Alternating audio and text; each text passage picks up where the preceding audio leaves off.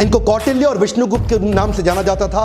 पिता का नाम चाणक्य, इसीलिए इनका नाम पड़ा चाणक्य। बुद्धि के भगवान, इनकी कूटनीतियों पर चल के कई साम्राज्य स्थापित हुए। नालंदा के विश्वविद्यालय में ये एक प्रोफेसर थे, एक शिक्षक थे। समुद्र शास्त्र में भी पारंगत थे। क्या होता है समुद्र शास्त्र?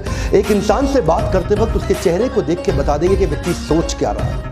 इतना एक्यूरेट प्रोडिक्शन देंगे उसके बिहेवियर के बारे में, उसके इमोशंस के बारे में, उसके रिएक्शंस के बारे में।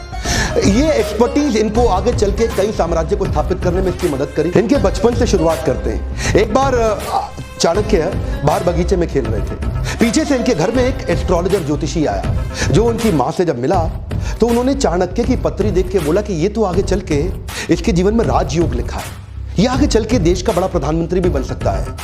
माँ सोचने लगी अगर ये प्रधानमंत्री बन गया तो ये तो मुझको भूल जाएगा।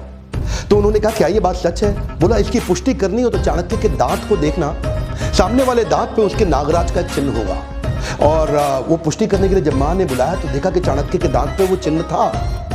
तो माँ रोने लगी, बोली तू आगे चल के राजयोग के चलते प्रधानमंत्री बनेगा, मुझको भूल जाएगा। इतना सुनते ही चाणक्य ने पत्थर उठाया और अपना दांत तोड़ दिया और क्या बोला, माँ तेरे प्रेम के चलते मैं ऐसे हजारों राजपाट तुरंत खत्म कर दूंगा। इससे पता चलता है चाणक्य को कभी सत्ता का लोभ नहीं था। सिकंदर पूरी दुनिया को जीतते हुए भारत की तरफ बढ़ रहा था। सोने की चिड़िया भारत को लूटने के लिए वो आक्रमण पे आक्रमण कर रहा था, पोरस को हरा चुका था। और चाणक्य के मन में इन दिनों एक ही सपना था, क्यों ना अखंड भारत का निर्माण किया जाए, एक शक्तिशाली राजा को खड़ा किया जाए। ये अलग अलग राजाओं से इन्होंने मिलना शुरू किया।